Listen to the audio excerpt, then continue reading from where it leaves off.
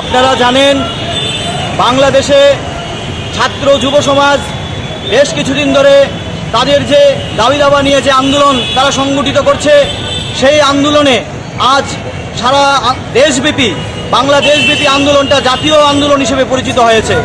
এবং সেখানে বাংলাদেশের যে লড়াকু ছাত্র সমাজ তাদের যে দাবি, সেই দাবির সঙ্গে বাংলাদেশের যে শাসক দল আওয়ামী লীগ, এই সরকার তাদের দাবি দাবা নিয়ে কোনো ধরনের আলাপ আলোচনা না গিয়ে একতরফাভাবে একটা স্বাধীন দেশে তাদের পুলিশ এবং গুন্ডা বাহিনী দিয়ে যে ছাত্র সমাজের উপর যে বর্বর অত্যাচার করেছে, আজ আমরা কি লক্ষ্য করছি?